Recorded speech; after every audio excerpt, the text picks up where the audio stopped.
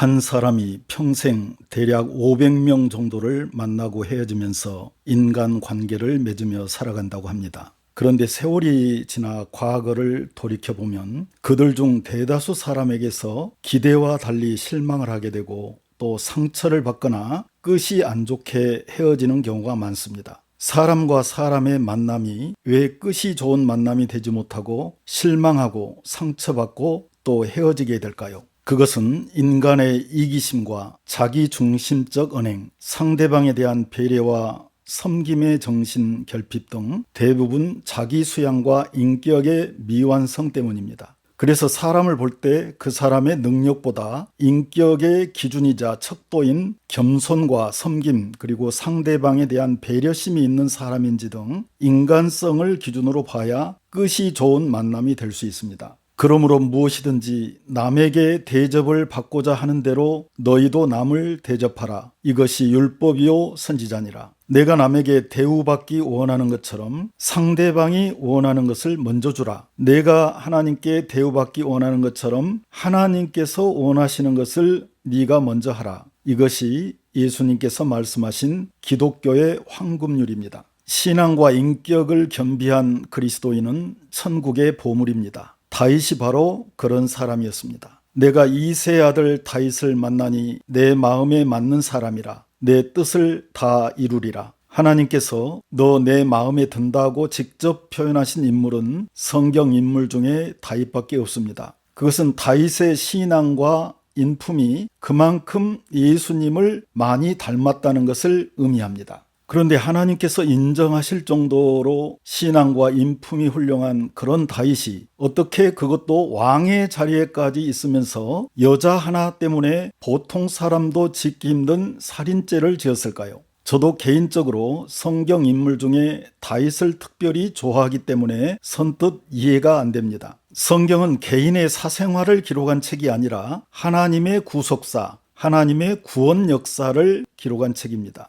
그러므로 우리가 성경을 볼 때 항상 구속사적 관점에서 성경 본문의 전후 문맥을 자세히 살펴보고 해석해야 합니다. 사무엘하 11장을 자세히 보면 밧세바의 남편 우리아가 헷 족속 사람이라는 것을 알 수 있습니다. 헷 족속은 가나안 7족속에 속한 네피림 혼혈족으로서 다윗과 싸운 블레셋 사람 골리앗의 피가 흐르는 이스라엘의 적국입니다. 또한 본문의 전후 문맥을 살펴보면 당시 상황이 이스라엘의 적국이었던 블레셋의 헷 족속이 하나님의 언약궤를 훔쳐간 상태에서 다윗 왕이 군대를 이끌고 가서 언약궤를 다시 찾아온 전시 상황이었다는 것을 알 수 있습니다. 다윗이 요압에게 기별하여 헷사람 우리아를 내게 보내라 하매 요압이 우리아를 다윗에게로 보내니 우리아가 다윗에게 이르매 다윗이 요압의 안부와 군사의 안부와 싸움이 어떠했는지를 묻고 그가 또 우리아에게 이르되 너의 집으로 내려가서 발을 씻으라. 우리아가 왕궁에서 나가매 왕의 음식물이 뒤따라가니라.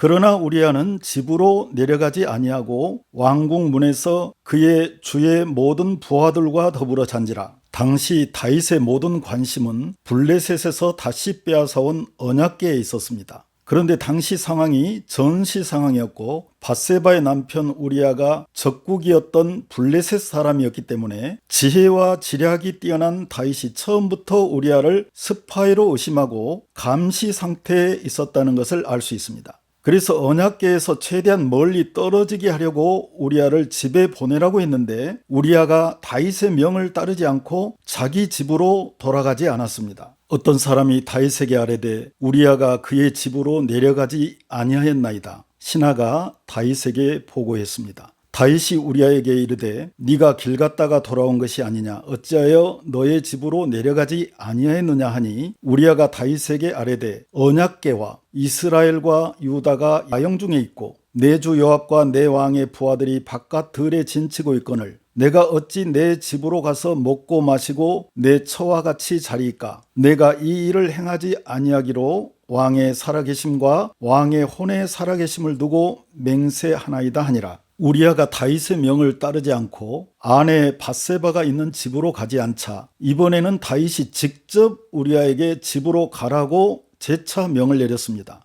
그럼에도 불구하고 우리아가 이번에는 언약궤까지 언급하면서 집으로 돌아가지 않았습니다. 다윗이 우리아에게 이르되 오늘 또 여기 있으라. 내일은 내가 너를 보내리라. 우리아가 그날에 예루살렘에 머무니라. 이튿날 다윗이 그를 불러서 그로 그 앞에서 먹고 마시고 취하게 하니 저녁 때에 그가 나가서 그의 주의 부하들과 더불어 침상에 눕고 그의 집으로 내려가지 아니하니라. 다윗은 우리아가 3번씩이나 명했음에도 집으로 돌아가지 않자 아마 그때부터 블레셋 사람 우리아가 언약궤를 훔쳐가기 위해 침투한 고정 간첩이라는 확신을 갖고 그를 제거해야겠다고 판단한 것으로 보여집니다. 아침이 되매 다윗이 편지를 써서 우리아의 손에 들려 요압에게 보내니 그 편지에 써서 이르기를 너희가 우리아를 맹렬한 싸움에 앞세워두고 너희는 뒤로 물러가서 그로 맞아 죽게 하라 했더라.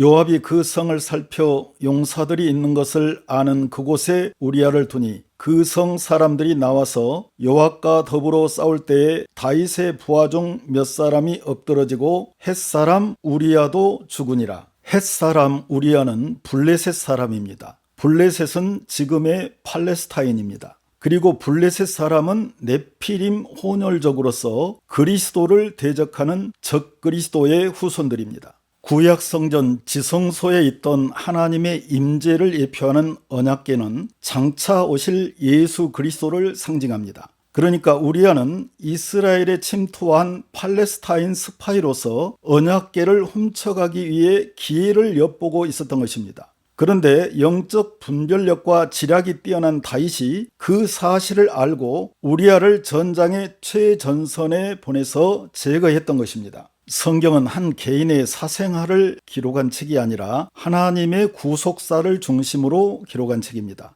그러므로 본문 역시 다윗의 사생활에 초점을 맞출 것이 아니라 당시 상황이 전시 상황이었고 전쟁의 목적이 빼앗긴 언약궤를 다시 찾아오는 것이었으므로 전후 문맥을 살펴볼 때 본문의 핵심이 언약궤에 있다는 사실을 알 수 있습니다. 성경에서 다윗이 이스라엘 왕으로 다스린 40년은 부국 강병과 태평성대를 이룬 기간으로 천년 왕국을 상징합니다. 그리고 신앙과 인품을 겸비하여 이스라엘 백성에게 평화와 풍요를 안겨준 다윗 왕은 예수 그리스도를 상징합니다. 그러나 다윗은 예수님의 모형일 뿐이지 예수님은 아닙니다. 다윗 역시 불완전한 인간일 뿐입니다. 그러므로 다윗이 밧세바를 아내로 취한 것은 다윗 개인의 잘못이고 죄입니다. 그러나 그것은 하나님의 구속사와 관계없는 다윗 개인의 사적인 사건입니다. 그래서 하나님께서 나단 선지자를 통해 다윗의 죄를 지적하시고 책망하셨습니다. 어찌하여 네가 여호와의 말씀을 업신여기고 나 보기에 악을 행하였느냐?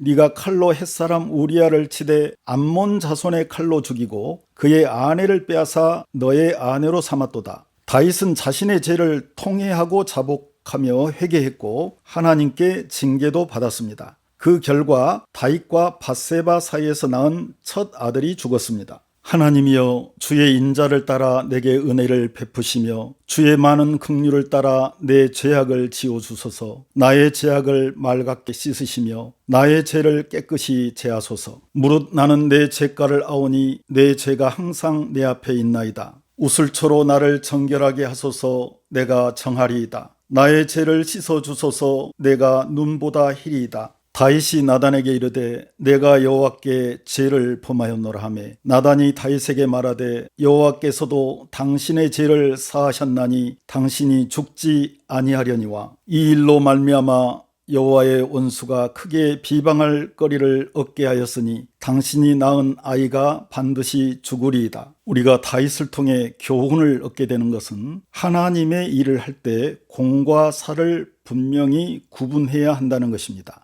하나님 나라의 일을 하면서 공적인 일을 하면서 사적인 감정이나 욕심이 개입되면 결국 죄를 짓게 되기 때문입니다. 물론 전시 상황이라 할지라도 다윗이 범죄자를 처형하는 과정에서 체포나 구금 또는 신문 등의 공식적인 법 집행 없이 우리아를 비밀리에 죽인 것은 잘못입니다. 물론 구속사적 관점에서 볼 때 언약궤를 지키기 위한 부득이한 조치라는 명분이 없는 것은 아니었습니다.